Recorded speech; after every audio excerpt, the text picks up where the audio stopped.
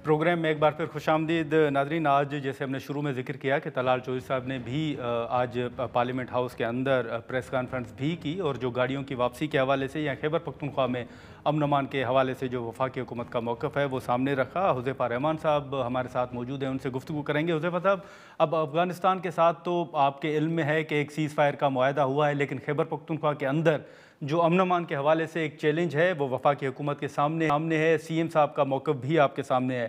Prime minister साहब ने इजलास बुलाया था, सीएम साहब ने शिरकत नहीं की। अब पीटीआई ने आज एक मरतबा फिर ये मुतालबा दोहराया है कि जब तक खान साहब के साथ मुलाकात नहीं होती तो मामलात आगे नहीं बढ़ सकते। अगर वफाकी हुकूमत इस मामले पर आपके साथ ताउन जारी नहीं रखती तो आपकी नज़र में वफाकी हुकूमत के पास कौन से ऑप्शंस हैं जो इस्तेमाल हो सकते हैं?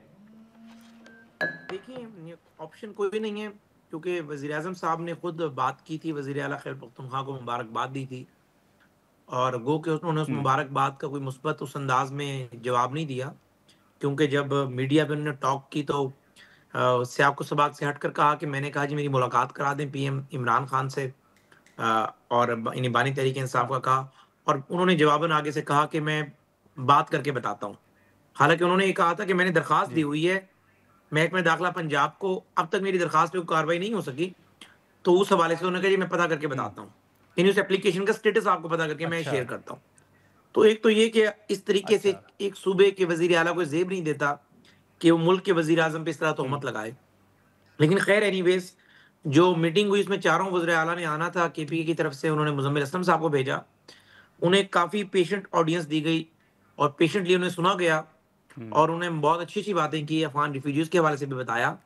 तो अगर केपीके की हुकूमत का इस तरह का रवैया हो मीटिंग्स में और इस तरीके से अपना नुक्ता नज़र बताएँ, तो मेरे ख़्याल से मामला बहुत अच्छे से आगे चल सकते हैं।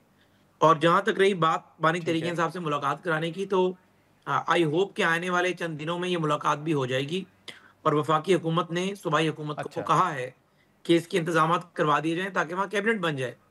तो बाकी ये कहना कि धमकी की ओके। सियासत मेरे ख्याल से ना उन्हें ज़ेब देती है, और अगर हम कोई धमकी दें ना हमें मुनासिब लगेगा ये, क्योंकि मुल्क के लिए हमने काम करना है।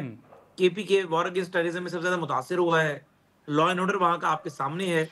तो मेरे ख्याल से वहाँ के वज़ीर आला को अशद ज़रूरत है कि हम उसकी सपोर्ट करें, और हमें अशद ज़रूरत है कि वहाँ का वज़ीर आला हमें सही पिक्चर हमारे सामने रखे और जो फैसला फेडरल लेवल पर हो उसको जाके इम्प्लीमेंट करे।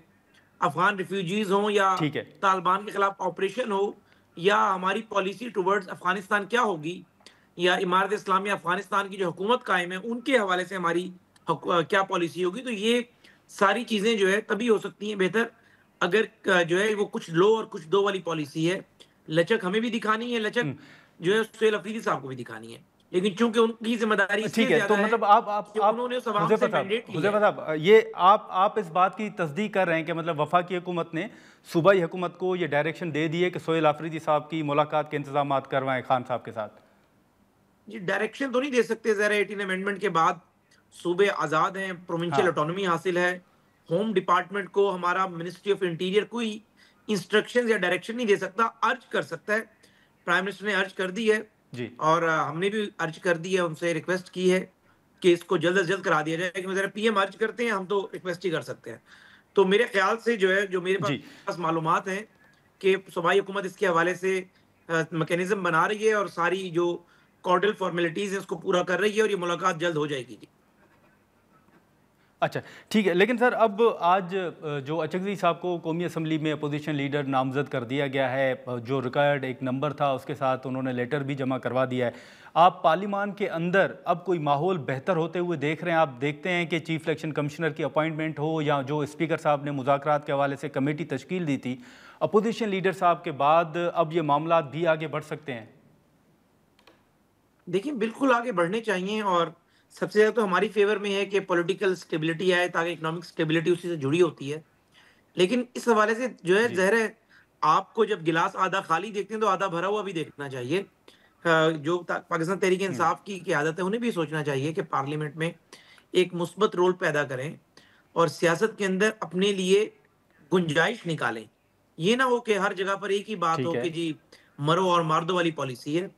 तो मेरे ख्याल से उन्होंने अगर नॉमिनेशन की है, स्पीकर साहब इसको देखेंगे, क्योंकि जो इलेक्शन कमीशन ऑफ पाकिस्तान ने तमाम अरकान असेंबली को आज़ाद किया है, उसके बाद मेरे ख्याल से वो कंपल्शन भी खत्म हो गई है। लेकिन अगर इन लोगों ने अच्छा। अचकज़ई साहब के नाम पे दस्तखत किए हैं और इनके साथ है, मेरे ख्याल से हम नहीं चाहेंगे कि कोई नया सियासी जो है वो तनाज़ा खड़ा हो, और स्पीकर साहब अगर कोई कानूनी हर्डल ना हुई तो इनको नोटिफ़ाई कर देंगे एज़ अपोज़िशन लीडर। जी। नाज़रीन, यहाँ पर एक मुख्तसर सा ब्रेक लेते हैं और ब्रेक के बाद गुफ्तगू को आगे बढ़ाते हैं।